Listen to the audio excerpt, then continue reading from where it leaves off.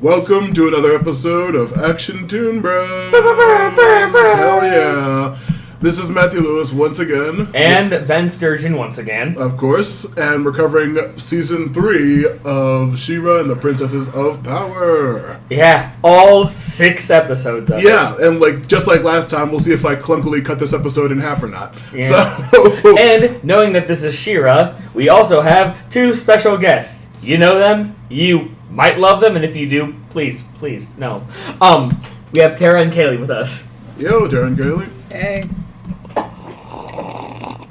Yep. That actually picked up. Oh, it definitely did. Oh, God. Courtesy of Tara. Courtesy of Tara. But yeah. It's tea time. Yes, it is. Yeah, officially. So yeah, how have you two been? Alive. I'm actually starting to make a website now. Hell yeah. Nice. It's not that it's open, so, when it's time for plugs, that will not be a plug. Yeah. Not yet, we'll at least. See. But... Well, also, yeah, but how far out this episode's going to fucking even air, who knows? Right. But we'll see. What about you, Kay? Doing alright? Living your life? I'm living. Hanging in there? I'm still, kind of recovering from surgery, so we'll see. Wish you a speedy recovery. Mm-hmm. Well, I'm glad you could join us for this episode. And by join us, I mean we're recording this in you guys' apartment. So. I'm glad I can join you in your apartment that you willingly handed over for this time and placement of handed recording. over would imply we handed did. over. Yeah, They literally just said, hey, see this? The deed that we don't even own? Here, it's yours for this time. Yeah, they're letting us have the real in the apartment now. They're sleeping in the car, but it's fine, don't worry. Here's the deed to the apartment and the key to the city. Me, us? No thanks, I just want a banana. Well, thankfully for you, there are bananas right there on that Literally. trailer. Well, yeah. Oh, so there are. Some fresh produce, maybe we'll get a month-bank stream going. Yeah, so, this season... we already knew that seasons 2 and 3 I was gonna say, the short ones. Season 3, aka Season 2, Part 2. Pretty much. It kind of reminded me of literally Season 1, Part 2 of Castlevania. Yeah, the first one was just pretty much an OVA, and then the rest of the series actually started. But in this case, it's just I kind of liked the format because it was, it was only 6 episodes long, but they got a lot in. Oh yeah, I was going to say the first 3 definitely feel much more concise. Yeah. And then the back 3 are a whole other craziness. Back 3? I thought there was only 5 seasons. No, I'm talking to see this. This season, first 3 episodes, second 3. Yeah. Catching on now. Oh yeah. Yeah, and I was going to say we'll keep going with it, but I can already tell you. I can already tell you. It's these are some. I kind of like these, but we'll get into more detail with that later. We're definitely going to compare Season 2 at the end after the recording, but for now. We start the episode? You gotta find a segue, man. It's your baby. Speaking of segues, that's not a segue. How about that one from Chris? He always says that all the time. Segu? Yeah, speaking of segus. Segu? Yeah. That's how it's spelled. Segue. Yeah. Segue. Segue. Alright, we have Season 3, Episode 1. The Price of Power. Sounds like a really bad game show name. I was gonna say, it sounds like just a line from Shadow Weaver. Yeah, but what do we start with, Matt? Oh, speaking of, we start with that scene from the end of Season 2 with Shadow Weaver leering over Adora. As she immediately, of course, Adora just battle tactics, instinct wakes up, rolls out of bed, grabs the sword, like, what the hell, Shadow Weaver? And then Shadow Weaver collapses from exhaustion. Yep. And then the title card. Yeah. And then we start with Queen Angela. Angela, potato, tomato. I know, I've literally heard it pronounced different ways, but seriously. Yeah. Well, we see the queen, and she's being overprotective, but this time in a manner that makes sense. To that double perimeter. Yeah. Find out how she got in here, and we also see Castaspello with her. Yeah, and that one guard who they always did we ever give her a name? I think she has a name at some point, but I've never does she? Because I just know her as that guard. That one, the head of the guard, presumably. Yeah, and it's even better because the queen's just do this, do that. All right, we got to go see the prisoner, and Castaspello's like, wait, this is your person right here? Yeah. No, it's the spare room because it's Bright Moon. Why would we have a dungeon? I'm just sitting here. I'm like. We took the pillows out. I think she said. We took everything out, the pillows and everything. I'm just sitting here, just sitting here like, But you need a dungeon. Yeah, you absolutely. knew the Horde was a thing. You need a dungeon. I think we also do see Adora and the crew. She mentions that they're not allowed to speak because she said she'll only speak to Adora. Oh, right, yeah. And then of course that's when our crew comes in, and they're just like, and Adora's like, look, I know Shadow Weaver, I know her tricks. Let me talk to her. And of course, in typical Queen Angela, no, I forbid it. Yeah, you're absolutely. not allowed. Yeah. You two, my daughter and her friend. Make sure she never gets in here because that always works. Yeah, and then Adora's like, okay, I'm just gonna go around this corner. Like, are you gonna sneak in? And she's like, no. And she has to run past him. They just grab her. Like, okay, come on. Yeah, just grab it. Glimmer just grabs and teleports. Yeah, she insists on trying to go, but it's just like, no. And then we see Shadow Weaver in the prison is just refusing to speak to Angela or Castaspella. And by prison, we mean a large empty room with like a protective barrier kind of thing where she cannot go out. Yeah, absolutely. But much like Lenore in the other season. Or, but at least we technically haven't gotten there yet in Castlevania. The laser cage that Hector makes. Oh yeah, And that might be a little bit. That's a little bit ahead, I think. Either way, yes, just like that. Absolutely. Only it doesn't have any. Only it doesn't have like gaps in between. It's literally like a solid circle. Yeah, but then And of course- Castaspella and Angela try to interrogate her. We see her kind of like. We see Shadow Weaver coughing and hacking with the dark energy dripping off of her. She's obviously drained from the Black Garnet and from getting kicked out of the Horde. So she's like seemingly dying. Right. And they're able to tell that, but they are refusing to let her speak to Adora. And they still think, like, are you still got a Horde spy? What's your trick? Are you trying to trick us? And she's like, no, I just want to speak to Adora. I'm not telling you guys anything. You guys suck. and then of course Castaspella brings up Micah. Yeah, my brother Micah. And she's just like, oh. And then of course cutting words about, hey, I didn't get him killed. Yeah. It's just like, ooh. Hell yeah. Yeah, Shadow and Weaver, then- you're ridiculous. And then, of course, as that's happening, we go to the Fright Zone where we see our good friend Catra imprisoned. Yep, in an actual jail cell with actual Yep. handcuffs, like weird glowy, weird Horde handcuffs. Because, I forget how exactly, but we just know she betrayed. Well, we know how she betrayed. She I lost forget. Shadow I'm saying I forget how it happened. Oh, Like, she remember did she just let the weird Shadow Weaver out? No, or it was something? Hordax weird atmosphere destroying cage thing he trapped her in. Oh right. And then he just like, you failed me, and then he put her in prison. Well, and no, then, I meant like she let failed. she let Shadow Weaver out because Oh no, she Shadow Weaver was going to tell her some information, and she was like, "Okay, well, just bring me my old ambulance or whatever. I'm going to be comforted by my old stuff." Right, she and did then that, she tricked and her, then and Catra's just like, "Oh my god!" And then Baby Recorder imp thing baby recorder that's what we called thing, the last episode. Showed Hordak that she fucked up, and then he did the atmosphere. I knew how she got into the prison. Oh, I just why? didn't know. Yeah, it was the why. Because then, Hordak was like, "Okay, so how's Shadow Weaver? Did she give you information?" She's like, "Oh, yeah, that's totally." And it's like, "Oh, you lied, didn't you?" Because Baby Recorder imp thing is just like, "Hey, look, I can hear you." Yeah, absolutely. And then she wakes up and she's just like, "Oh right, I'm in prison because Shadow Weaver tricked me. Because it's always Shadow Weaver's fault, isn't it?" Yep, and we see, of course, Besco Scorpion's like, "Yeah, I'm here to break you out, Catra." And she's like, "Oh, how did you get in here?" And she's like, "Well, it was like, very, very sneaky, very sneakily." Also, it was just her doing like the arm prop up thing, like, "Hey, guard."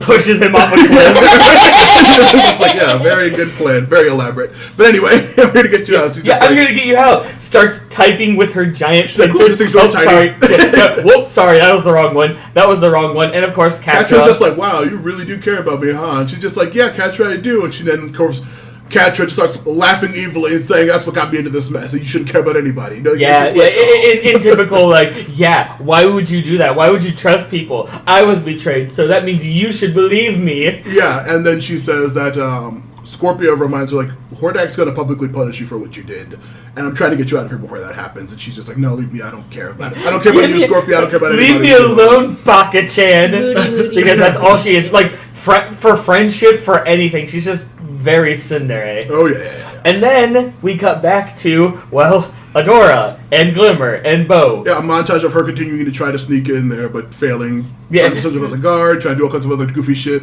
but she just can't get in because she's an idiot, and Adora's very dumb. Yeah, She's literally a blonde. Yeah, she's very Yeah, quite literally. And then we also get back into, Shadow Weaver and the failed attempts at getting her to talk. Yes, Castaspella tries to weave some kind of truth spell, but then she points out how sloppy it is and how she's not as good as Micah. So it's just like, oh, Shadow Weaver, you're the worst. after a few more attempts with Adora's like, "Look, I get it, I have this. Holds up the sword. I can protect myself. Let me in. And in typical I was fashion, gonna say, Glimmer does say, like, she's with the Horde, she can't turn good, she's bad, and then Adora's like, I was literally with the Horde. Oh, that's I right. turned good, and you guys only trust me, what, because I have the Shira sword? And then she's just like, alright, fine. And then Bo's just like, no, we do trust you. And you know what? We're not going to let you do it alone, because this show emphasizes on friendship is power. Yeah, and so they go in saying, okay, we're gonna trust you to talk to her, but, just figure out what the hell you're doing. By the way, when I'm in there, make sure the other two don't know, points at Castaspella and Angela. We don't want them to know I'm in here. Yeah, and Bo's like, don't worry, I have a plan. And he pulls a bunch of cards. Hey, Castaspella, Queen Angela, do you want to see a magic trick? And so literally Glimmer and Dora just sneak in there and start talking to her. And then while they're talking, they see that Shadow Weaver is actively, seemingly dying. And she needs to be healed by the magic of Shira's sword, but still Shira cannot figure out how to do it. Right, that was one of the things. I think that's been an ongoing thing. That's from the Perfume episode where they're like, "Oh, the Shira will heal our plants," and then she's yeah. And she's like, "Look, I may have done it that one time, but I don't know how to actively do this." Yeah, but then once again with Shadow Weaver's guidance, she listens to her old mom lady again, and but let's be real. What has Shadow Weaver steered her wrong? Yeah. Looks at the camera like in The Office. But then we cut to the Fright Stone with Bestest Girl and Trapta. And Trapta's just like, hey, I have a signal that I want to get tracked. It's in the Crimson Waste. And Horda's like, that's a waste of time. And he's like, no, come on. We'll just send Catra. And he's like, Catra's being punished. And she's like, are you serious? And she pulls a bunch of charts. Oh, that's right. He's like, yeah, she's being sent to Beast Island right now. Yeah, and then Trapta's like, are you stupid, Hordak? Because, production has, increased 400% when Catra's in charge. The missions have been, almost all successes. And just, there's no reason to punish her. And besides, the thing that I'm finding, it's first one's tech. Yeah. You know how much you love that, right? And he's just like, no, he's yelling at her, leave her alone, and I'm not going to do it. And then he's just like, grump, grump, grump. Yeah, he literally just like, no! Yeah, I don't care if she's the best Horde soldier we have. She's being punished. Shut up. Back with Shadow Weaver, Adora, she finally lets her tap into the runestone, and they actually do get the healing spell to work properly. And she does revive Shadow Weaver with the power of the weird stone. And so they do talk, and she finally tells her goddamn backstory. Does Angela and they walk in and they're during this whole thing they're and Angela's like, but what are you doing against my orders for the umpteenth time? Let's be real, because that's exactly what they do. And then they're just like, dude, and Adora's like, yo, chill, let me do this shit. Yeah. And so she finally does heal her, and she says, oh, thank you so much. I can't believe you trusted me. Thank you. Appreciate it, Adora. Anyway, I want to tell you all of the Horde's evil plans. Okay, so Hordak's not from this planet. He's an alien, and he's trying to open a portal. You don't say. Yeah, who knew? He's trying to open a portal to let in his creator, because his superior, and they're going to, a lot of huge thing. He's trying to make a teleporter right now, and the last time he did that, partially successful, you, Adora, came through. You're not from here either. You're a first one. He's like, what? And just she freaks out. And she's just completely confused about what the hell's going on, so she runs out, just completely. You're lying. I can't trust you. Yeah, you're even though Shadow you Weaver. immediately trusted her. Yeah, and then so we find out that she goes to, of course, the one person she can trust, Light Hope, of course, and says, Light Hope, am I really not from here? And she's like, yeah, of course. How'd you not know that? Wait. You're quite literally, seriously, you are quite literally the only blonde in this world that we've encountered. How did you not know? Really? That's what it was? My hair? No! Here, let me show you. Yeah, and it actually does the flashback where, Yeah, we see the portal open up. They didn't explain what the hell Mara did or anything yet, right? No, that is part of it. It's Mara did something. Yeah. With, because she's you see her with, Swift Wind and everything, I think sealing the portal or something like that.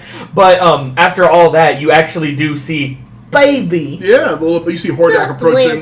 Yep. Yeah, Hordak just picks up Baby and is like, this thing, what do? Because, it's Hordak. Yeah, and out of Time Order, last episode, we saw that he's like, just put it with the other orphans, who cares? And then Shadow Weaver's just like, no, this child's special. I'm going to monitor this thing. We're going to do wonderful things together. Yeah. But then, as she's like, oh my god, she's like completely surprised at what happened, and she did. Light Hope didn't know that Adora didn't have memories because she was a baby. She's like, oh, I didn't know babies didn't have memories. What? What are you talking about? You Babies weren't have memories. recording from the moment you entered this world. Yeah, exactly. What are you talking about? I was born in this world, and I remember everything. Yeah, You're exactly. a robot. But then after all of this, after all of this, there was something else. Oh no, Adora returns after the whole conversation and hologram showing with Light Hope, and it's like, okay, we're gonna go find out that signal we saw last week from Bo's parents, Bo's dads, Right, about the signal in the Crimson Waste. Crimson Waste. And if anyone's gonna tell me any information, I'm gonna find it out for myself. Hell yeah. Because I don't want to trust Shadow Weaver anymore. Yeah, absolutely. And then we cut back to the Fright Zone where big old in the stocks Catra's in trouble, and Hordak's, posturing like, we're gonna punish you for all the evil you've done because you're such a failure. And then of course Catra, cocky as always, just like, I'm not the failure, you're the failure. You can't even stop a teenager. I've been doing all your work for you. You don't know what you're doing. And he's just like, how dare you? Yeah, and Hordak is like, yeah, I said I was gonna punish you, right? You're gonna go straight to the Crimson Waste. Yeah, to retrieve some tech from that dead zone, and then Catra's just like, what? And then and Trapta's like, you're welcome. So, And Travis is like, you're welcome. Yeah. And Catra's just like, you're still here? Yep. And then that is where the episode ends. Yeah. No. A lot happened in just one episode. Well, a bunch of more history for Adora finally figuring out that she's not from the planet. Right. I'm trying to remember if we knew. Nice. I'm trying to remember if we knew from before that she was not from here. Did it was hinted at, but it was never explicitly said Within the context of this one cartoon. Yeah. Obviously, if you know the master universe. We're talking this cartoon. We're not talking about the past one. Yeah. But yeah, there was some kind of it was maybe, definitely maybe not. We don't know. But this is like, hey, by the way, if you were thinking that you're not, you're not. Yeah, absolutely. I was gonna say, in terms of trusting Shadow Weaver still, Tara and Kaylee.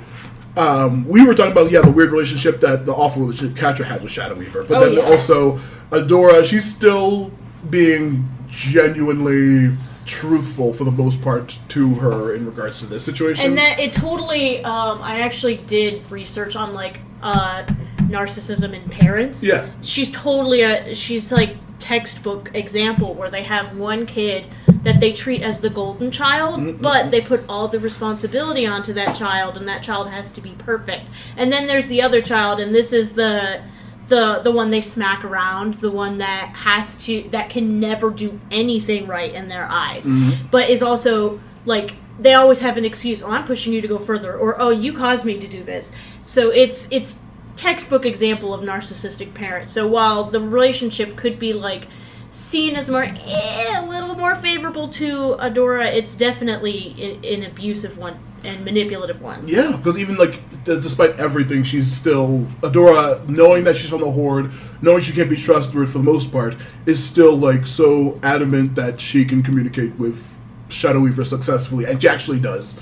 I mean, she does, but I mean, like that whole thing. Adora's the golden child, so it's just like, of course you can talk to me. Yeah, and still, even the entire time, Shadow Weaver's still being weirdly, creepily cryptic and weird and mean and shitty to Castaspella in regards to Micah and everything else. And it's just That's what she does. Yeah, she's a ridiculously evil. I'm about to say she's really evil, and I'm just one of my favorite evil characters in the show. Well, right, because it's one of your characters, Matt. I know. Shadow Weaver is literally one of your characters. She's so great.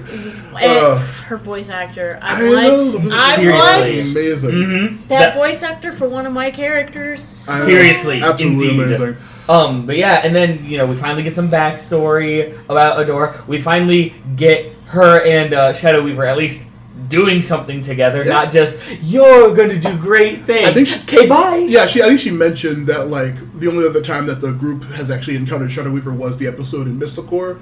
Yes, where they first learned about Light Spinner situation, and they she was sending all the shadow demons and tricking people and making copies of them to be shitty to Adora and all kinds of other stuff. She's a fucking piece of shit. Yeah, don't trust her. Yeah, well, right, and of course That it never goes wrong because trusting Shadow Weaver always goes right. Yeah, it'll be fine. Don't worry. And then of course we got just a little bit of. I'm glad with this episode because they actually did focus on like the main important things because sometimes in each episode they focus on the main point, but then they also put like a pretty okay focus on like a side story or something like that. Yeah. No, this was just straight up mainly like hey This is the important stuff, with only like maybe 1 or 2 other scenes that were like, hey, but Catra's still a thing. Yeah, Catra's still here we go. Yeah, also speaking of where she's starting off in this season, just immediately pissed off and angry and like being shitty to Scorpio. Yeah, being shitty to Scorpio, of course. It's like, oh. Yeah, honestly, a lot of times, and ever since Scorpio was like a character, yeah. I've always wanted to punch Catra for treating Scorpio like shit. She treats her awful. How dare you? Look, she is Scorpio a radiant is perfection. She really is. She is just the radiant ball of light that everyone needs. Yeah, she's like the most like practically lawful good character on the evil team. Like we said last week, the evil campaign. Yes. Good campaign. She's just on that campaign, but her alignment is so not evil, it's absurd. And like she's like all charisma and 0 int. Yeah, she's the nicest on the planet. Yeah, she's like that weird barbarian where she actually has high charisma. She is the nicest person on the Well, planet. that's because she zeroed out her int to make up for it. Yeah, I was gonna say, dumps that in, but either way, I'm just like, see, that's why they work so well together. We had the best friend squad, Horde style. And Catra's just a piece of shit. Yeah, we have like maximum, and then we have literally like entire maxed out, min-maxed Entrapta, 0 charisma on her end, and then Catra in the middle just being the piece of shit leader she is. It's so much so. It's such a great dynamic, and they work well together. Yeah, too bad even when Catra is just like, no, how dare you call us friends? And she's just like, okay, maybe we're friends. Yeah, every time she gets all severe with her. Oh god. Oh, she's such a cat. I mean, I wonder why. But we do have another episode to get to. Oh yeah, because I we're listening to the episode, just not going over those. I'm like, oh, they do mention the Crimson Waves because I completely forgot from when they met the last episode. But like these next 2 are literally like 2 halves of the same like event practically. Oh, right. It's not this episode. It's the one after. I'm gonna love the most. Well, because there's a lot we had to discuss in that episode. But but before that, we had to meet a brand new character in episode 2 of season 3. But hey, what really fucked up my Segu? Yeah, I'm never gonna use that. Hey, but what's her name? What's the new character's name? What the fuck? Well, I just said the fucking episode number. Whatever. Hunter. You fucked up the thing. All right. So we actually start. Yeah, on the Crimson Wastes. Yeah, in the Crimson Waste, and it's exactly what you would think. Except for it's not crimson, but it is a waste. It's Arizona. It's Death Valley. Yeah, Death Valley, big red mesas, and just lots and lots of sand and cactuses and evil plants. Oh, but I don't like sand. It's because it gets everywhere. It gets everywhere. And we're all on the same page. Of course. Yes, but Glimmer's just like, hey, you knew my mom was gonna probably disapprove of this, right? Yeah, this is probably gonna be an awful mission and it's dangerous and probably shouldn't be here, but don't worry, it's perfectly fine. Don't worry, we don't need to tell her anything. We're fine. It's all good. And Bo's just like, yeah, I mean, this thing is still working finally, but it's not so bad here. Bo's as tracker. A whole bunch of things happen. Yeah, we see like a bird fly by and land on a weird cactus and like freeze immediately. Freeze immediately for some reason. And then of course Bo's tracker device immediately screws up and stops working. And Adora's just like, haha, don't worry, I got it. And she like makes a little makeshift magnet and she's like, this way, and then she immediately almost gets trapped in quicksand. Yep. But yeah, it's just like a whole comedy of errors of messing up and not knowing what Everything's the hell fine though. Yeah, of course. And don't worry, we're fine. As they look back, a Glimmer sees a giant crashed horde ship with a bunch of skeletons and just like, okay. Are we fine though? Meanwhile, in the Fright Zone. Oh yeah, well you can cover your favorite girl Entrapta's events here. Of course. Hordak is like, yes, I'm working on the portal, and it's nearly successful, but it's always about the power. This insufficient power right now. Because he's like, what am I going to do? And Entrapta's just like, yeah, like, what is going on? Yeah, it's like, once again, she's like, don't worry, he's like, all right, failed again. He's like, don't worry, failure is the perfect thing for science. He's like, shut up, I hate failure. And she's like, no, it's good. But now, see, it's like it's like right now we're at a door, and we can't open the door because we need a key. Yeah. What could we use for the key?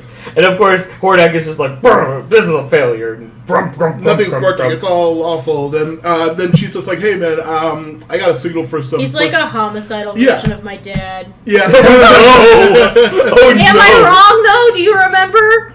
Like my dad's very much a perfectionist. Oh, this didn't work the way I wanted it to. He'll just like when he had to build my bed, he would just be like, God damn it, shit. And constantly as he's trying to get it to work, and it's like, yeah, I mean, okay. I've never seen that side of your dad, but with everything you've told me, I can see this. Yeah, and so he tells her to leave while he... Get out of here! I'm a failure! I fucking hate you, honey. Come back later. I hate you! I love you, please come back. Yeah, exactly. Well, then we cut back to the Crimson, to the good best friend squad running from Thank a giant... you, I was going to say, call him correctly, yes. Yeah. No, running from a giant, really cool design, 3-headed snake monster.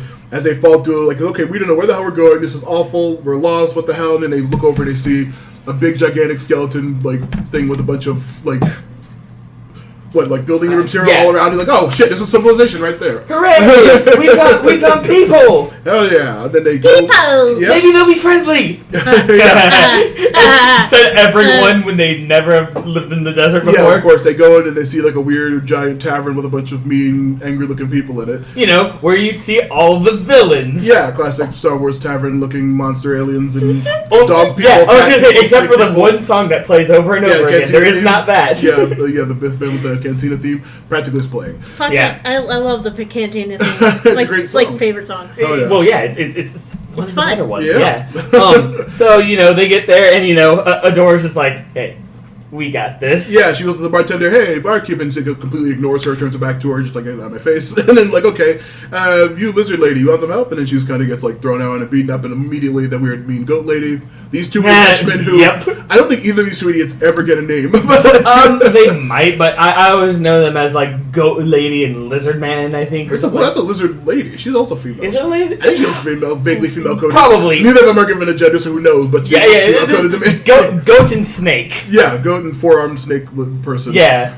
And they immediately start a fight, but then, of course, while they're, like, beating them up, Huntara is just like, hey, nobody pisses me off in my bar. You guys, what are you guys doing? And then literally tosses the two of them out, and there's like, wow, you rescued us. And Adora's immediately infatuated with this giant muscle lady. Of course. I mean, who wouldn't? And which is even funny because... Helpless bisexual girl. I know, right? I'm sorry. We all need a big muscular lady in our life. Oh, yeah, absolutely. Hey, they'll be able to take care of you. They got your back. Hell yeah. And you She got says, their back. you They guys... can reach for the milk on the top of the shelf. Oh, yeah. And she says, like, hey, there's two rules in the Waste. Don't piss me off while I'm drinking, and don't trust anybody. Right. Isn't there like a scene where before Adora starts talking to her, where she's like, where Huntara's like kind of flirting with the barmaid or something like that? She tells him the rules, and then she sits back down, and she's kind of starts flirting with the bar lady. But then Adora immediately bursts in like, hey, what's going on? We need your help. I have no charisma. And then she like literally was looking at the lady like, oh, I'm sorry, I was in the middle of flirting, but this fucking annoying brat's annoying me, so let me deal with this. She keeps trying to check her out while like Adora keeps popping her head in the face like, hey, I need help. And she's just like, all right, what do you guys need? They're like, oh, well, we're trying to find a signal.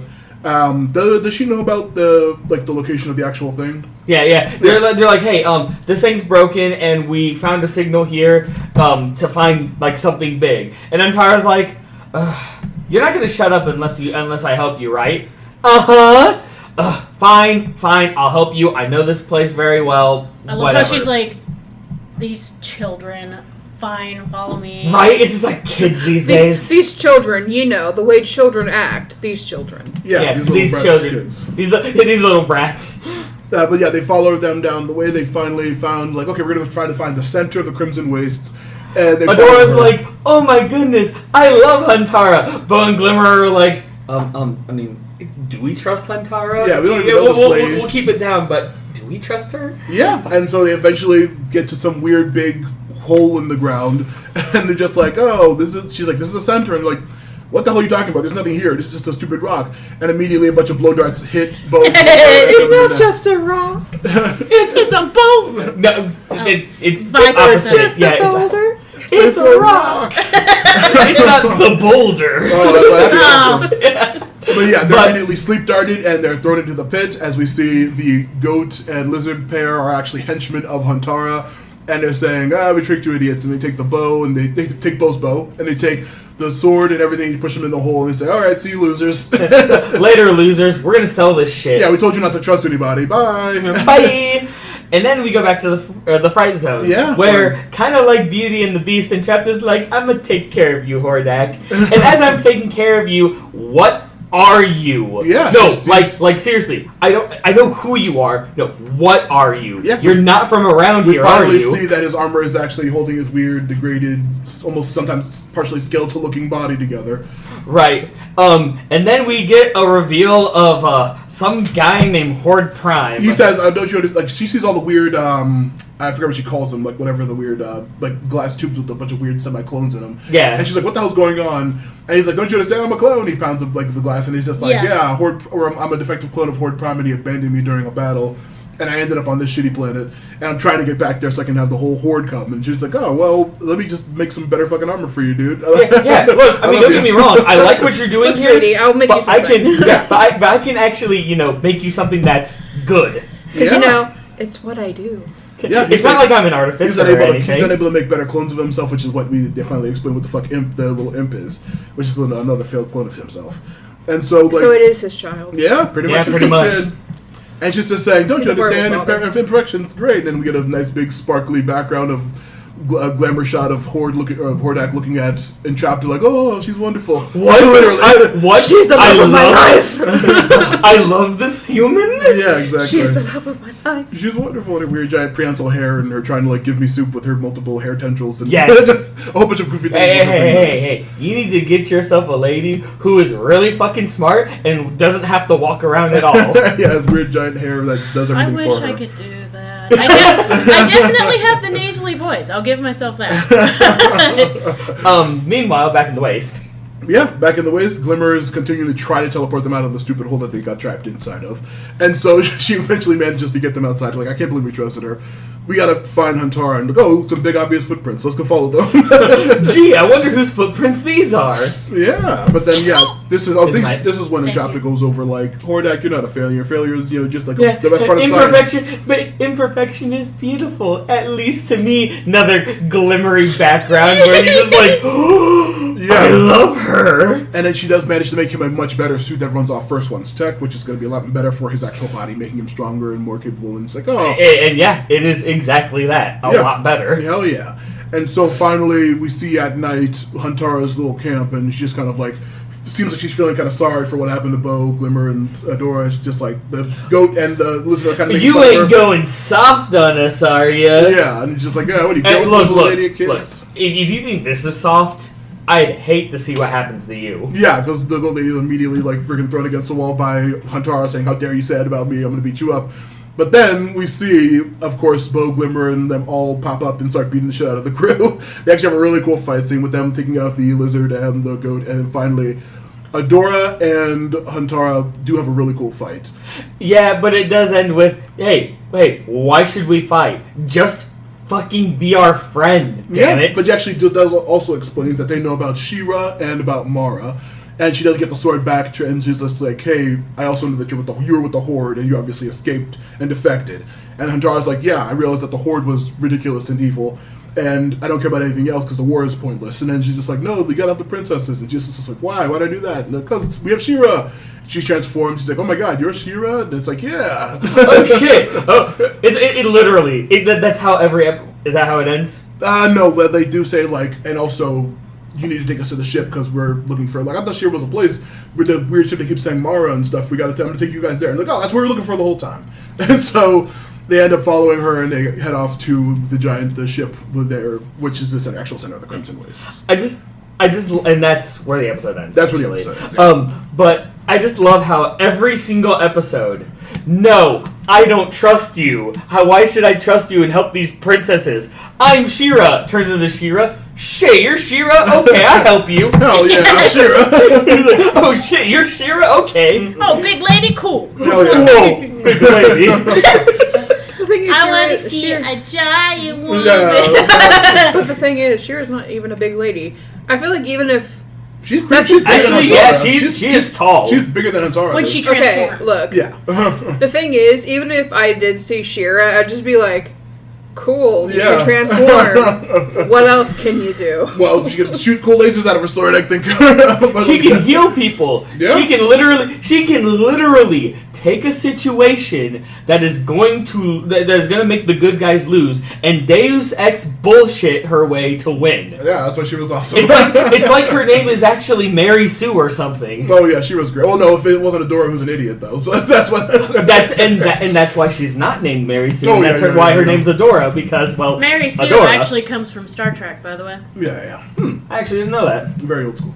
Yeah. Well, we know what it means. It's just I never knew it originated from But Star even Trek. then, like, I think if I was like, oh, okay, so you're She-Ra, what the fuck are you doing here? Yeah, I think that they do explain that they know about the term She-Ra from Mara's ship because it keeps like repeating Yeah. She-Ra, Eternia, lost or something like that. But like we'll get that next episode. But they do vaguely know about She-Ra. I think it's also just like a legend because Mara was there 1,000 years ago and everybody seems to know the term She-Ra. Even all the princesses in her desperate kingdoms are just like, oh wow, that actual She-Ra's a person. It's actually real.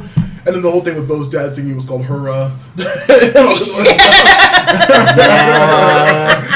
That's totally a linguistics Yeah, exactly. joke. It's great. They're wonderful, but like it's just like the Crimson Waste is a very fun episode. But also you have a Hordak entrapped. Do you get it now, Ben? Is it obvious enough for you now?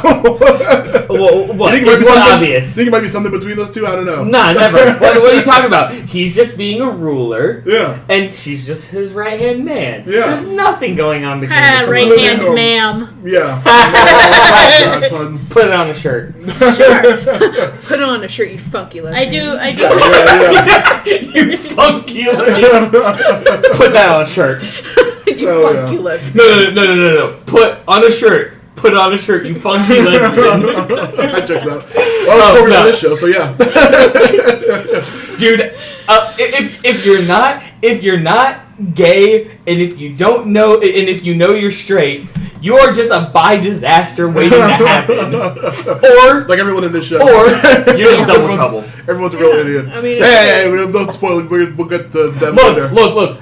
In my defense, I have no idea who this character is yet, and this one points at Kaylee, keeps talking about them with no context. Exactly. It's great. I just decided to beat you to the punch. Yeah, absolutely. Well, yeah, we'll get there eventually. But I was going to I say, love Double Trouble I so much. love this episode. We actually got to see more Entrapta and Hordak spending time together in their whole wizard Yeah, tradition. and- You know, couples know, montage. Of course, yeah, Yeah, literally. exactly. You know, because there's totally nothing going. Yes, I get it now. I didn't look.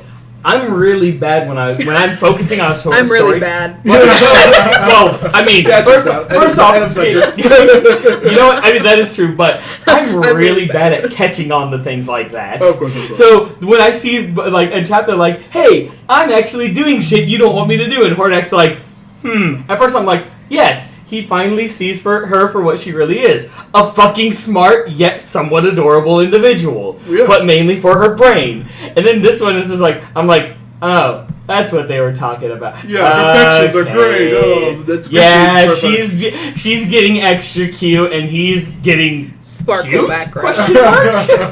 It's like when you have that tough character. He's thawing. Yeah, There we go. He's thawing like a good chicken. Yeah. Like- Left it's out a at room sweet chicken. temperature. Oh yeah, absolutely. Oh, But yeah, I mean, they that's are, true. yeah, but also we have the whole reveal of actual Horde Prime and the fact that Hordak's a clone, Yes. which I was going to get into. The original He-Man series, Hordak, the leader of the Horde and all that stuff, Skeletor from He-Man is actually like an apprentice of Hordak. Yes. Horde Prime. Oh, interesting. Yeah, in the original series. And like, he fell off and all the stuff that happened with him and, you know, the skull thing that happened and all that stuff, with her turning him into Skeletor. You know. Yeah, that whole situation. Turning a really hot man into Skeletor. He was like a gorgeous drow. I don't Hey. understand. Yeah. Turning And up. then they gave him this prize. Look, well, first off, That clip of him first off- saying, "You're rile, boom," on the phone is like one of the most famous clips of Skeletor. I love the Skeletor meme where it's like where it's like explaining something that's unfortunate and then until we meet again. Yeah. But see, that's what happened. See, first off, they took a really gorgeous man and turned him into a really gorgeous skeleton. And then you hear that. You see how And buff then he you is? hear that voice. And you want to know why? You want to know why they gave him that voice? I mean, you'd sound like that too if you didn't have any flesh on your fucking head. Or a nose. I was gonna say, how can you sound nasally without a nose? Oh, you ready for this? You ready for this? This is the best answer anyone can give for why a skeleton can speak normally. You ready for this? Magic. I think maybe his face is just missing. I don't know. It's weird. No, it's like from the neck. Oh, I know. Yeah, but everything else so like, weird. Yeah. It's like. I kind of want to see. I kind of want to see him Anything. without his shirt. Look, Because Without it his would be shirt. like just He's not a shirt on. He's no, shirtless like he's most of the he's time. got like purple. That's his skin.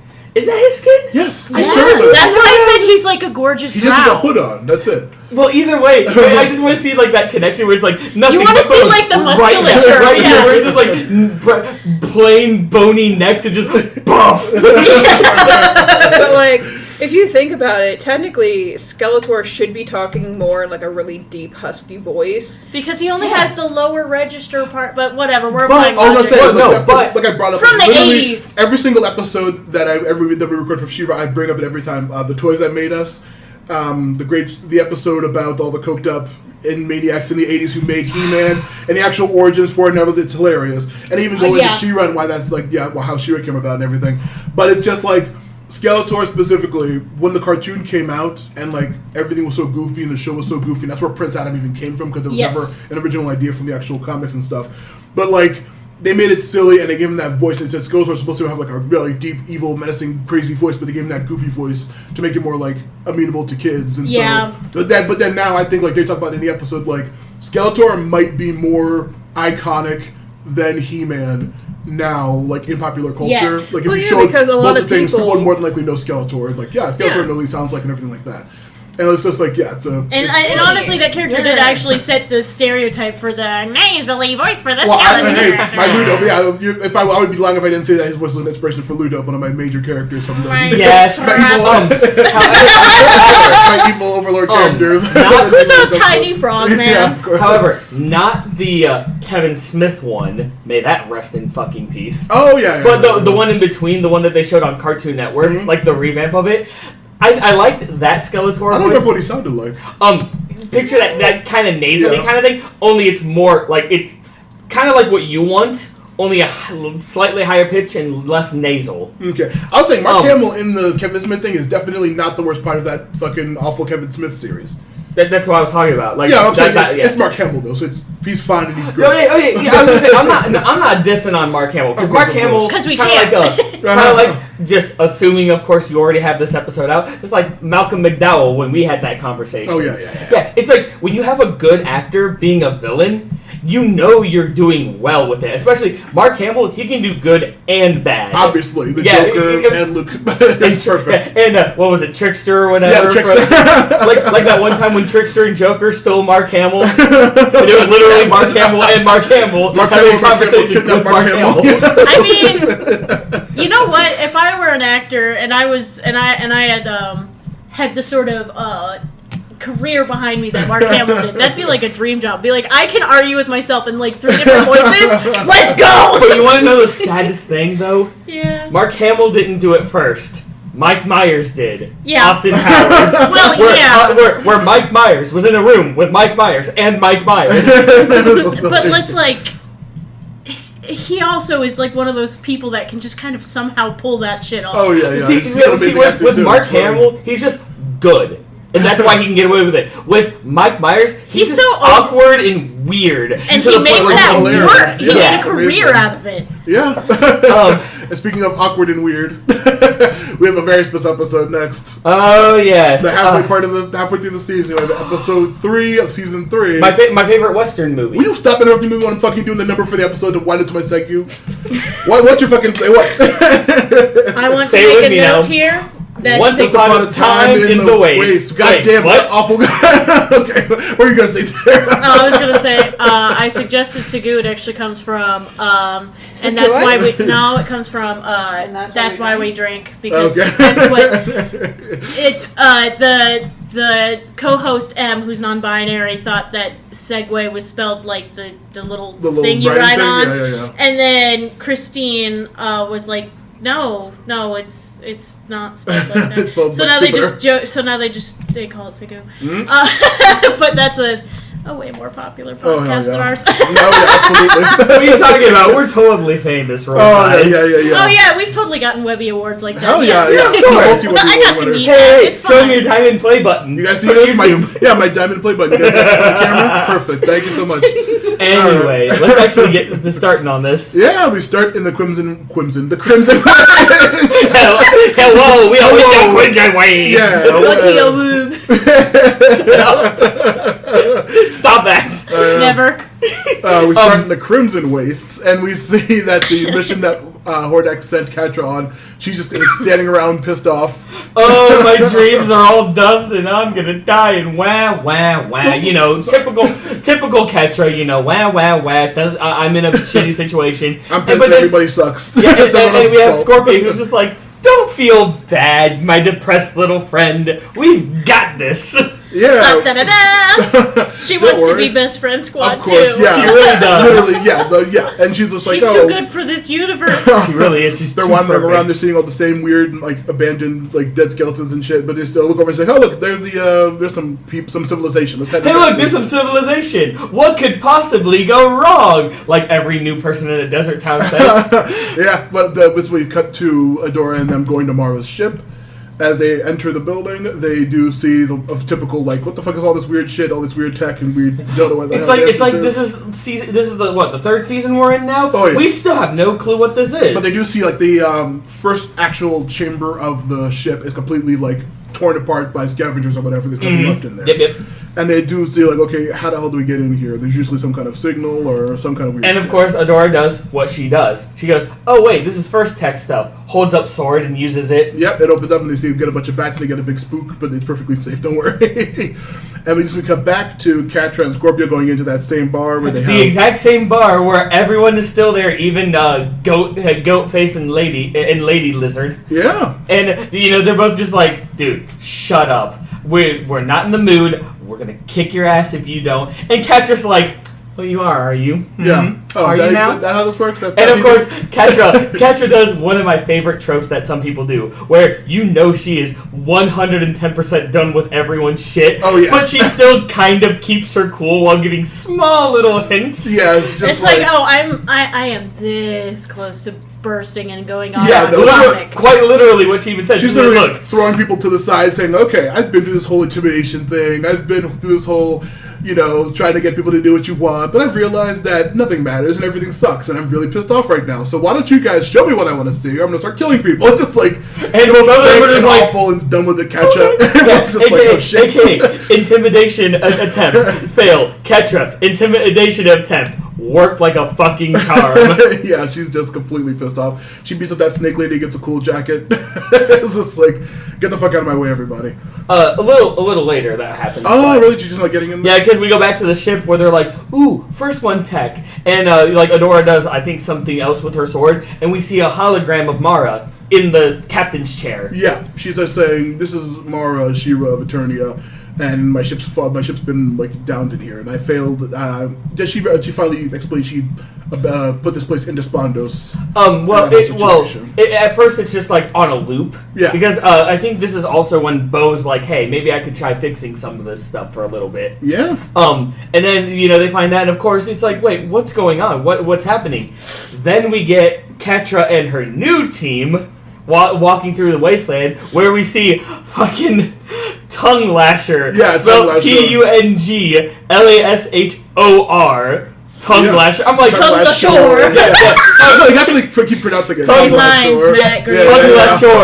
I call him Tongue Lasher because it's funnier because Yeah. he's a snake dude, and he's like, hey, welcome to my ambush. You want to enjoy the buffet? Cracks knuckles. Catcher's like, "Guys, I got this." I was gonna say also Tongue Lasher, to bring it up one more fucking time, during the Toys with Minutes, that's one of the specific ones they bring up that they like made up while they were just fucking drunk at a bar, making up toy ideas, and they're just saying we had a lot of really awful like dumb bad sexual pun names even that we're kind of embarrassed about, and they like mentioned Tongue Lasher and like all these Ram Man and all kinds of other awful stuff, but like it's just Ram Man. they have awful ideas that they just came up with. But They then, show of the course- old 80s Tongue Lasher toy, which is literally just like a snake monkey squeezing his tongue sticks out, so it's like really What? shitty design. What? Tongue Lasher lashes his tongue out? Yeah. But he's like, "Haha, I'm the baddest person there is, even better than Huntara." And Catra's like, hey, you two, remember that time I said I was really close to getting pissed off? This is what I meant. This is what I mean.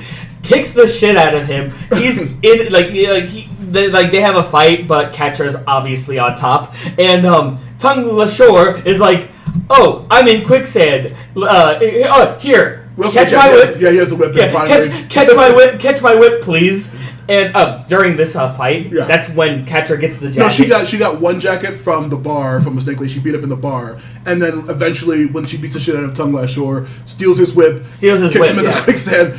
She grabs his jacket and throws it to Scorpia, and she's just like, "Oh, thank goodness, that's so great." Yeah. That's right. She did get the jacket earlier, but then this is where she gets the whip. Yeah, she finally gets her iconic weapon from the original series. I believe she always had a whip. Yeah, that's right. She did in the original, didn't she? Yeah. But we also missed the part where, like, when Adora was trying to figure out the ship, and she just freaks out and gets pissed off about how fucked up everything is. And eventually, they're like, "Hey, man, chill the fuck out." I'm like, what? And there's a big old sword key here. Use that. Quit freaking out. And so they eventually get the hologram to work, and she stops being upset.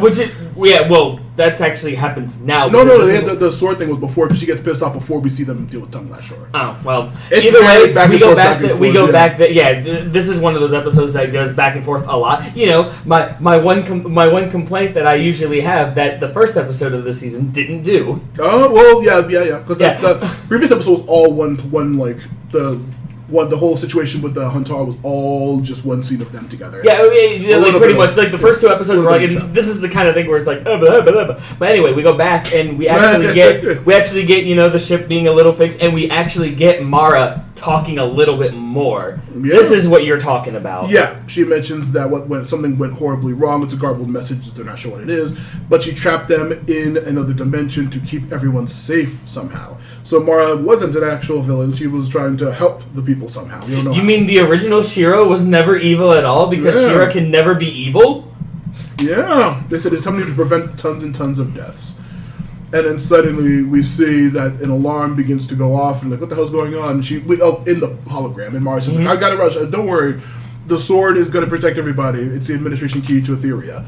And like, oh, okay, so that's important to the planet somehow. Who knows what the hell that's about? And of course, the recording ends, and Adora then we're just like, oh well. And then before they even get to say anything, they also mentioned that the being sent to Despondos, if a portal is open, it could lead to the destruction of the planet. Don't do it. Yeah. Don't open a portal. Don't open a portal. You're going to kill everyone. Yeah, pretty much. Yeah. And then, of course, before any of them get to say anything, you hear a clapping in the shadows, and our old friends, those paralyzing darts, appear. Yep, once again. Bow and Glimmer both go boom. And of course, Huntara blocks the one for Adora, but she gets two right in the shoulder, but still. Right. But then we see it's Catra and Goat Lady and Lizard Lady and all of those snakes and Scorpia of course we cannot. Of course. Because bestest girl. Yeah, but then she runs to the council to try to grab the sword and say, like, for the honor of Grayskull, and of course with that new whip, Catra just snaps it out of her hand. And I'll be taking this. Yep. And it's we're gonna have some fun, aren't we? Yep. Huntara is like, get them out of here. Still with like multiple darts in her. She picks up Bow and Glimmer and runs them out of the building, just continuing to be a badass. Yeah, and then of course all the new crew of Catra are just like, yeah, a toast to our new leader. Hell yeah! And then Catra's like, man, this is fucking awesome. We're gonna go back to the Horde. We have a whole new army. We have the sword. We have we got Adora. We got everything. Awesome. And Scorpio's just like, could I speak with you in the back for a little bit? Hear me out. How about we don't go back to the Horde? How about you and me stay here with this new crew, with She-Ra out of the way, just forget Hordak and forget everything. Let's just stay here. We can be happy. And then Catra's just like, I gotta go. I gotta check the prisoner. Like you can tell that she's actually like, I kind of want this, but then she's like, I kind of need to think on this. Yeah. Where we go to the holding cell. Yeah. Where she finally sees She-Ra, or not She-Ra, even Adora. And she's like, hey, Adora. We also missed with the clap. We also got a hey, Adora. We missed the catchphrase. Adora. So yeah, she confronts her. She's like, man, this is great. I got a whole new jacket. I got a new crew. I beat your butt again. And she's just like, you can't go back to Horde. Adora's like, you can't go back to Horde. Like, if you open a portal, he's gonna bring a whole army of Horde Prime and all these other people, and you're gonna destroy the planet. And she's just like, you really just listen to whatever weirdo holograms tell you, don't you? What even is wrong with you? You need to stop doing that. And also, how do you even know what Hordak's gonna do? And then, of course, that's when Adora reveals, yeah, Shadow Weaver told me. Wait. Hold on. Record Screech. Just turns around. She told you what now? Who told you what? Who said what and huh? And then it's just like, yeah, Shadow Weaver told us because she switched sides. She's in Bright Moon right now. And you know that one nerve that everyone like has broken constantly every single time, but they keep trying to put it back together? Yeah, it snaps again. Yep, you see in a rage, the Catra just storm out of the building. Everyone's still celebrating. Yeah, it's like people Scorpion's just like, hey, Wildcat, what's going on? It's gonna be great. Yeah, that's right, Wildcat. And then just literally, like, anger, tears in her eyes, she stares pissed off at Scorpion and says, we're going back to Horde right now. It's just like, oh god. Like, oh, here we go. Yep. And that is where this one ends. Who fucking boy. Yeah, she said, I'm going to open that portal, we're going to crush all of our enemies. And she ends, and that's the episode. Now, a lot happened in this episode. Very much more crazy, awesome, evil, Catra being evil, of course, but... Like, Catra is still Catra. One specific thing I wanted to bring up, because one of the creators in one of the after series things she talked about, during this scene, Scorpia was supposed to kiss Catra.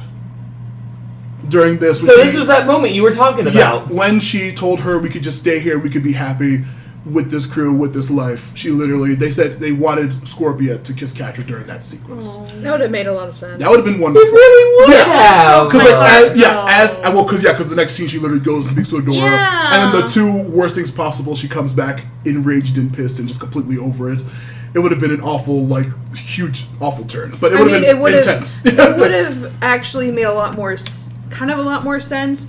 To the point where Scorpia would finally get to see how horrible Catra it'll take her a is. little bit longer. I know, it takes her a little bit longer, but it's still just the fact that that kind of would have been a stepping stone. Yeah, that would have been like, oh, she's too far gone. This is not worth it. Yeah. Like, I shouldn't be putting all of my effort into trying to make her happy since she doesn't want to be happy. Yeah, because of course, like, the two sticking points with her every single time is Adora and Shadow Weaver, and just she cannot catch a break, and Catra is just never one to make a good decision because she's just an awful, mean person. But it's just a lot. But that's why I love Catra so much as a character. But I wanted to bring that up because she has a terrible past that's sprinkled with happiness and as well as tragedy, because she has this one prickle in her life that overruns all of the good that ever did happen in her life, because she did have friends growing up. She was very close to Adora,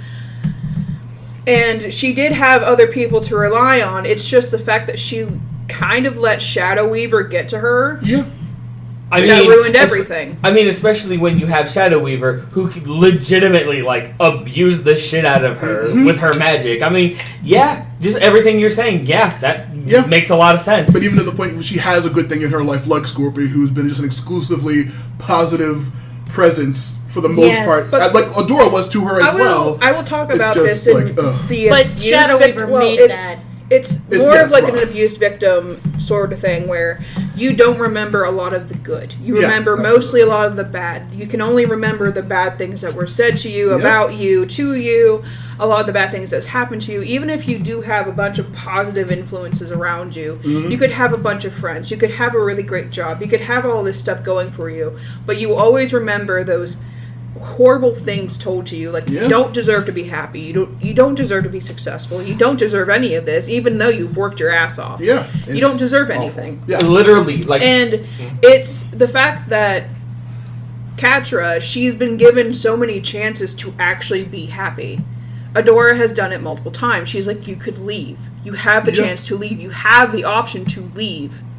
You can be with me. We can be together. And Catra's like, well, when you're out of the way, I get to be in charge. And Adora's like, fuck it, okay. Yeah, it's rough and it's terrible. It's like, that's and why then she'll there's always be my favorite Scorpia, who's always just like, we can be happy together. This is your chance. We can actually be away. We don't have to deal with Hordak anymore. We don't have to deal with everyone else. Shadow Weaver, you don't have to worry. Yeah. You don't have to worry about Shadow Weaver. You don't have to worry about Adora. Could you just get her away, please? You don't have to worry about Adora. We don't have to worry about any of this. We can actually be happy together because I know this is what you want, and you know this is what I want because I can't be in the Horde. Look at me. They literally killed their people, pretty much. Yeah, so they enslaved her people. Technically, it was her grandfather that set this all up, but whatever. Eventually, we'll get there, but it's more of just you can see from like past influences that there were people who did step in and were like, "Hey, we're here for you. Yeah, we're trying to help you get out of here." And she's like, "No." So then when Scorpia does the same thing, it's just like, okay, well now I'm getting tired of this woman. It's upsetting. Even though she's a teenager, yeah. Even though I know she had a horrible past, it's still the fact that she just wants to keep herself in that horrible situation. Yeah. Which then you can be like, well, isn't that like what she was taught to do? And it's like, yes, but there are also abuse victims that are like, I don't want to be in this situation. Yeah, it's difficult. And they want to get away from it. It's really rough. So it's the fact that she keeps going back and cycling into the fact that she believes she should stay there, but she also wants to be better, but she also doesn't want to get away from the things that she knows about, so she doesn't know what to do, and instead she lashes out at her friends, she lashes out at her family. So eventually when she starts realizing that she's already losing a lot of people, and the fact that eventually more people leave her. Yeah, it's gonna get. I would say it will get worse for her. It will get worse before it gets better. Yeah, it's gonna get a lot worse for her. So there were many chances where Catra could have changed her life around, and instead she decided to fall back into the cycle of being used, of being abused, and not wanting to get out of it. Yeah, that's why she's like my favorite character of this whole series. And that's why I don't like her. Yeah, exactly. Because it reminds me of kind of what my mom went through. Yeah, it's such a realistic, understandable thing, but it's like so awful, and she does have an insane amount of trauma and an insane amount of triggers. Specifically, Adora and Shadow Weaver. That was a horrible. Yeah. That was a horrible, like, unrelated thing to just find out about. Then there's the argument of she goes from being the victim to the tormentor. She's way. I think when we get more, like I said, she's gonna get worse. We can actually map out comparison wise Shadow Weaver's awful things that she did to Catra's awful things that she did. That scale is gonna be very bizarre when we get further on into her character later on in the series. But just following her, it's so intense, and it's such sad. an unrelated thing. She was so on the fence when Scorpia gave her that proposal of stay here, be happy, forget everything. She was flustered. She almost took it. And she almost took the ticket. Yeah. And that's why it's God. That's why I'm like, okay, I can actually sympathize with her, with what she's doing, but I also just don't like her. Just because of this situation. Yeah. But also just the fact I know of future things that she does, that I'm just like, she's irredeemable. She's not redeemable. So the fact that she does get somewhat of a redemption, I'm just like, does she get it? And at the same time, it's also the same thing with Hordak. It's like, well, he's done a lot of irredeemable things too. So does he deserve a redemption? So there's always that thing of, can villains actually be redeemed, or are we just meant to have villains for villains' sake? Yeah, because I was gonna say, even this is the halfway point of the season. Catra's gonna get worse before the season's over. Oh, absolutely. But this was just huge final nerve, like Ben said, a nerve, that classic piano string, bing, okay, she's done. It's not even a piano string; it's more like a cello string. Or a huge scratch, a huge bow scratch across any kind of string instrument, just she's fucked up again. It's worse. She's completely triggered. She's gonna do something awful in a couple of seconds. That one thing when someone's in a delicate situation like this, all it takes is one thing. Yeah. Hell, even one word, and in this case, it was Shadow Weaver. It was Adora saying Shadow Weaver me again. Yeah, it was that again. And the fact that Shadow Weaver chose her over Catra again. Yeah, of course, that's all it took for her to just spiral back down. And that's the thing, though. Catra even knows that Shadow Weaver will always choose Adora over her. Yeah. So that's why it's always I understand why you're triggered, and I understand why you're upset, but you know this. Yeah. But so why do you keep having this small hope that Shadow Weaver's going to change randomly out of nowhere. Yeah, or be out of your life. Honestly, I think, because she has to have something to believe in. Even if it's something that probably will never happen. But that's the thing. She never had anything to believe in.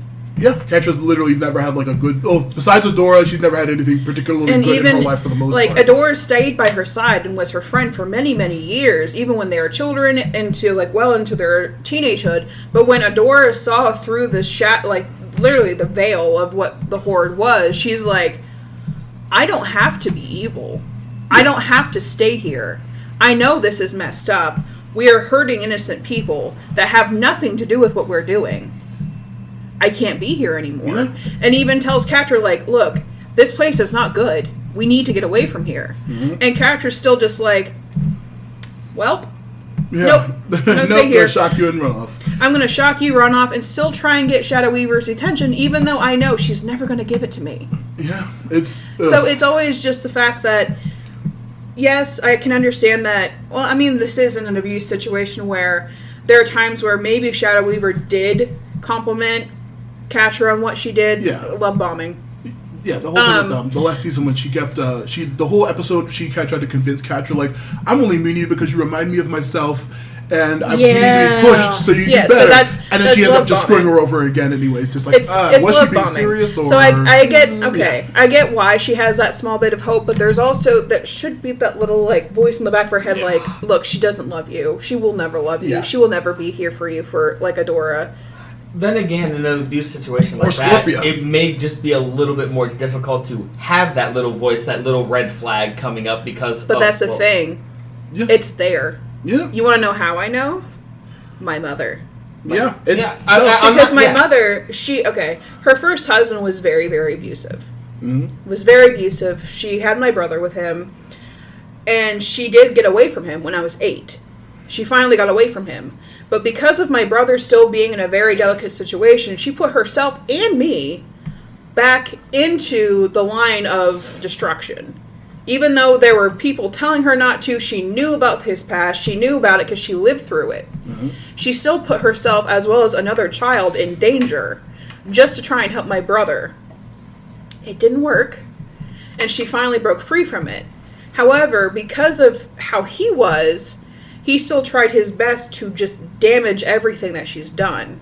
She's doing better now, by the way. She's in a very loving relationship with a man that does love her. But it took her years to finally realize that she didn't need a person like that. She could still make a living for herself. She could make a name for herself without him attached to it. And she knew... she realized all the red flags, but she still put herself back in that situation. So I'm saying that maybe Catra does have that little voice in the back of her head, because she's not dumb. She's a very smart girl. Actually, yeah. She's a very intelligent, smart girl. So she probably knows that, hey, you've seen this pattern before. This has happened many times before. Why are you falling for it again? Yeah. You know that this is going to just lead to nowhere. Why are you putting yourself back into this situation?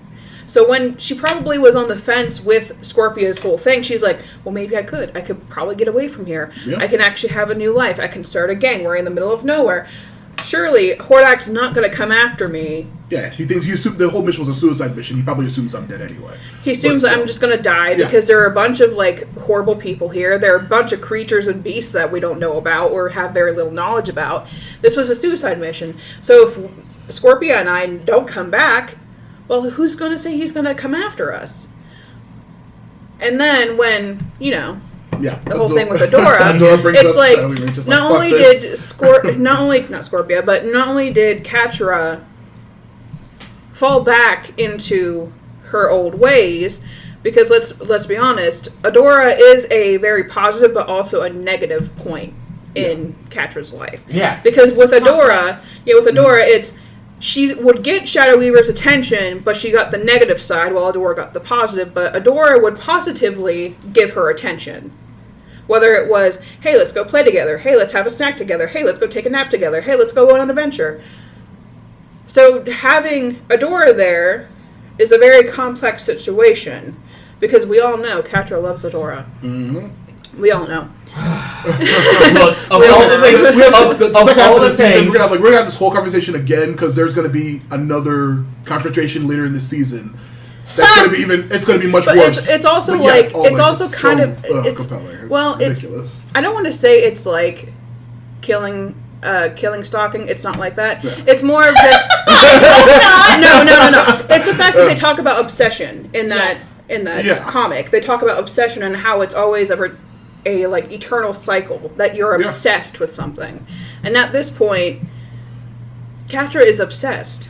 She's obsessed with Adora. She's obsessed with getting attention. She's obsessed with being not perfect, but obsessed with just success, gaining power, getting prestige. somewhere that she thinks Adora doesn't have. Even though Adora is getting power, she's also succeeding in helping reunite the Princess Guild, or Alliance, that was broken for many years. So she's already done quite a few milestones on the positive side. While Catra is like, well, I'm going to be better than Adora, because then everyone will remember my name. I'm going to be the best, like, horde villain ever. Even though, really, all Catra does is... keep digging that hole. Well, she keeps digging herself a grave. Yeah. Yeah, because she even mentions it, like during one of the last confrontations, Adora is just like, you told me you never cared about being Force Captain. You didn't care about the Horde. She's just like, I was obviously lying. I do care about it, and you're always, one-upping me. You're always doing so much better. There's just so much, like, their relationship is so insanely complicated between everything with the Horde, but also just like thinking about how like detached Hordak is from her, regardless of how successful and good she does for him, and just like.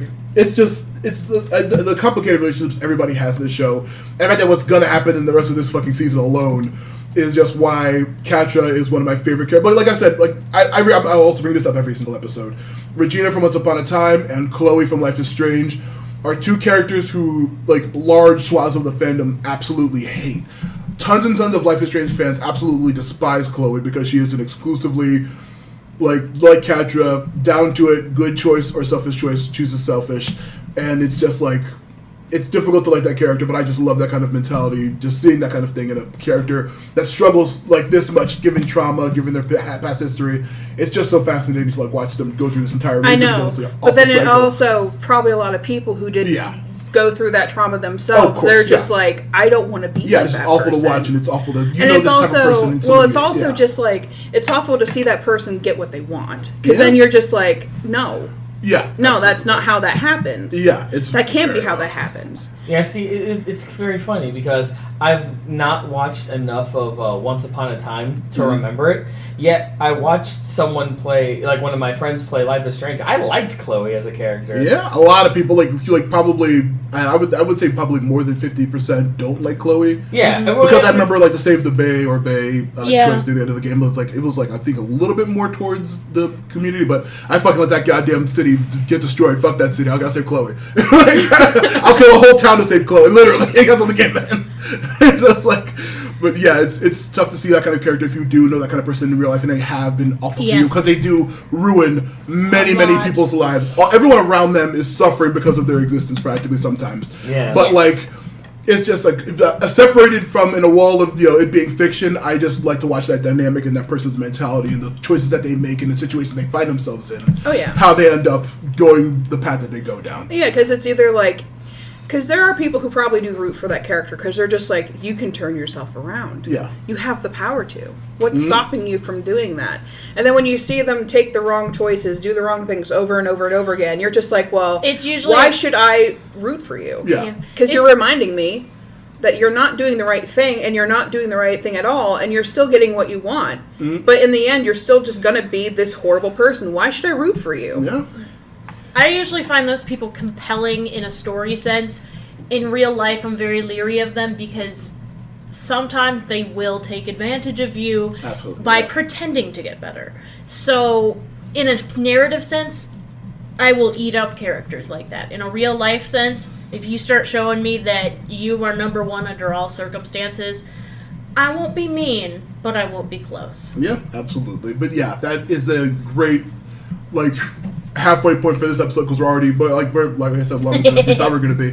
We're going to have a lot more to discuss because, like I said, she's going to get worse in this literal next episode. Oh, yeah, literally. But, I mean, we can also technically talk about eventually glimmers What the? That's late. Whatever. It's still gonna happen though. Oh, yeah, Everyone but I have no already sees idea it. what she's talking about. I'm sorry. Yeah. I forget every episode because they all just blur together for me. Everyone literally marathon every single season it dropped. I just fucking sat that whole day, beginning to end, watched the whole season, and then next season comes out, rewatch the last season, watch the whole new season. Yeah, so all this stuff kind of just bleeds together. So when I'm talking about things in the future, I'm sorry, but at the same time, I know, how dare I? But it goes from like.